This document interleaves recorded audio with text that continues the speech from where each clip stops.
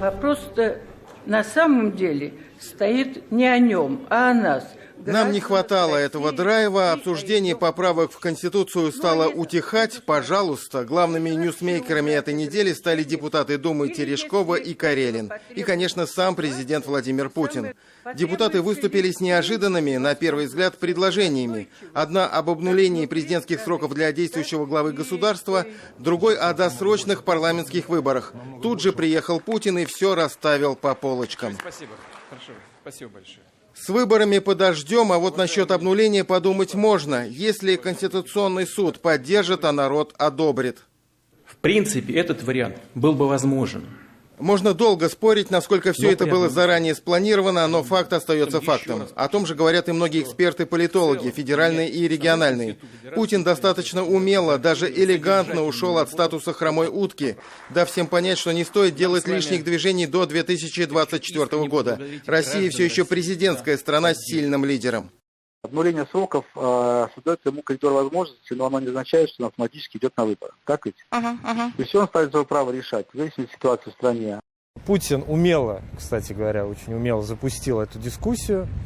И в ворохе вот всяких этих нововведений и предложений он вывел самое главное, что ему было нужно.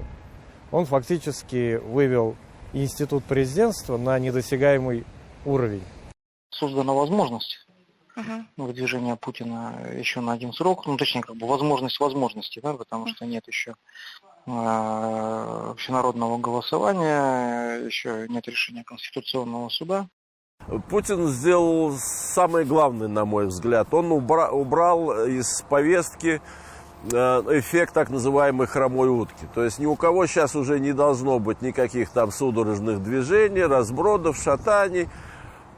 Все калитки открыты. Он может пойти, имеет право теперь такое, да, я думаю, что Конституционный суд поддержит это, но не обязан идти.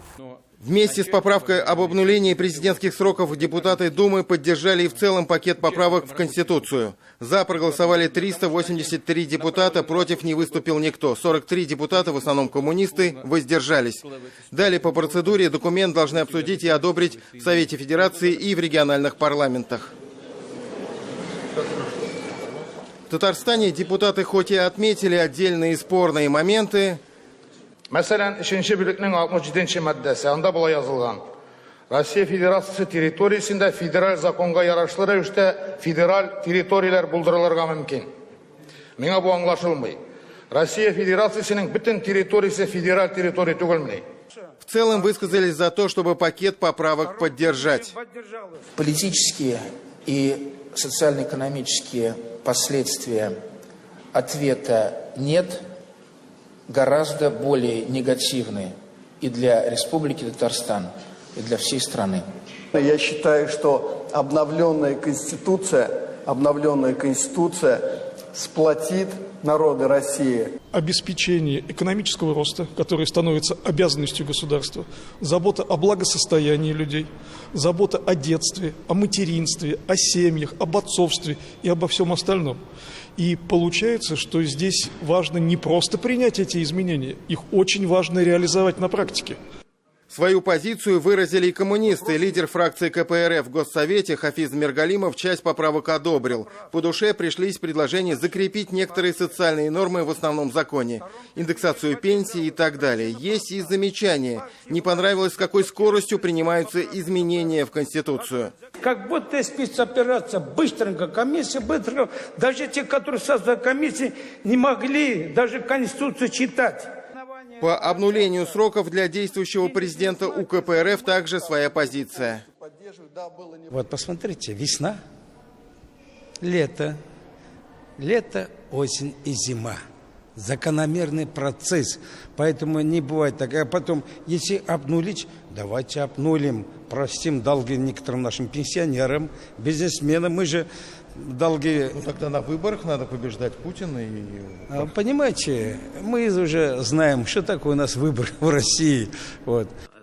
Поддержать поправки в Конституцию призвали депутатов президент Татарстана Рустам Минниханов и государственный советник Минтимер Шаймиев. Они еще раз отметили, что многие изменения в основной закон назревшие и крайне необходимые прежде всего для самих людей. Есть у республики свои озабоченности, она их выразила в специальном обращении напрямую президенту Путину как гаранту Конституции. Я обращаюсь к депутатам, прошу поддержать те изменения, которые внесены в Конституцию. Ну а в свою очередь, значит, хочу также обратиться, что вот такое обращение к гаранту Конституции, президенту нашей страны, оно очень важное, в части того, что исполнительная власть, я лично, вот комиссия, которая будет работать совместно, мы доведем те вопросы, которые нас беспокоят, до логического завершения.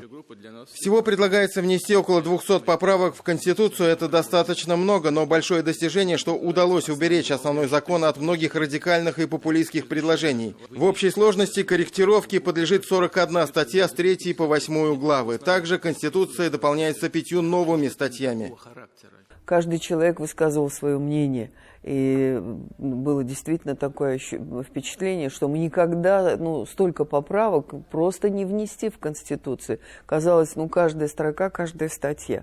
Но и потом уже просто, видимо, это было свидетельством того, как давно мы уже не обсуждали вопросы общественного жития. Нам удалось отстать и сохранить, и прекратить дискуссии вокруг изменений в преамбулу действующей Конституции, которые пытались изменить, добавить, убавить что-то. Мы считаем, она сбалансирована и свою жизнеспособность показала в течение этих 25-26 лет.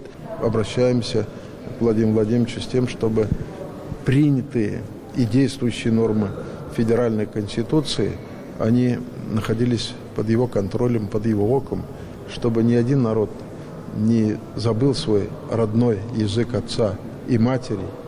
Отдельная тема – обращение Государственного совета Татарстана президенту Путину. В нем парламент республики, в целом одобряя поправки, за которые он проголосовал абсолютным большинством депутатов, просит обратить внимание на такую чувствительную тему, как языковая политика. Особое внимание депутаты обращают на статус родных языков и возможность их изучения в школах. В частности, остается неразрешенной проблема федеральных государственных образовательных стандартов.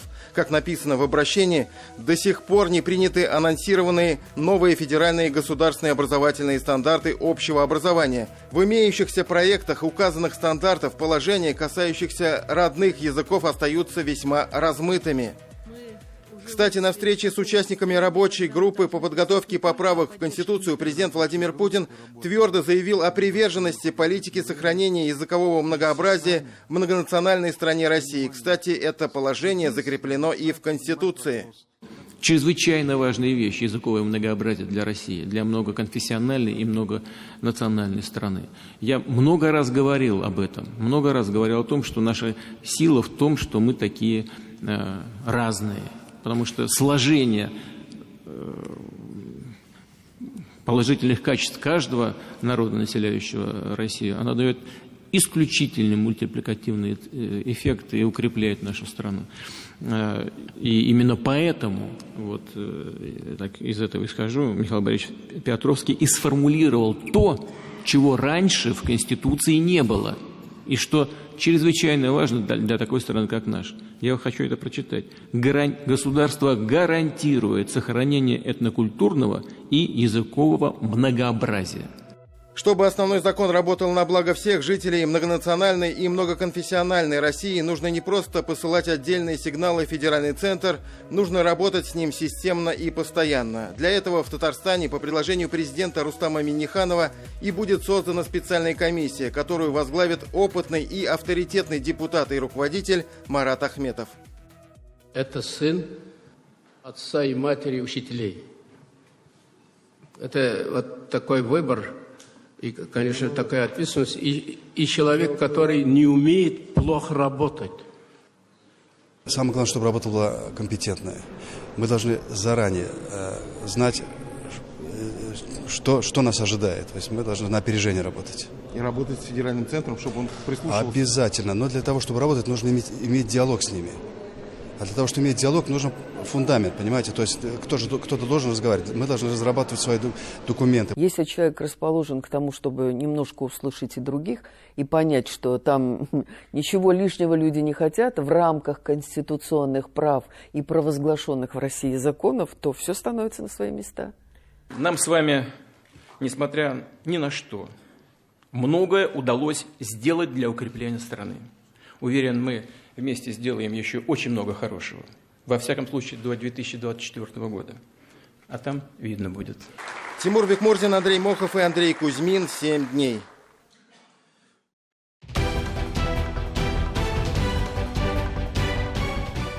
Все выпуски программы «7 дней» смотрите на YouTube-канале ТНВ.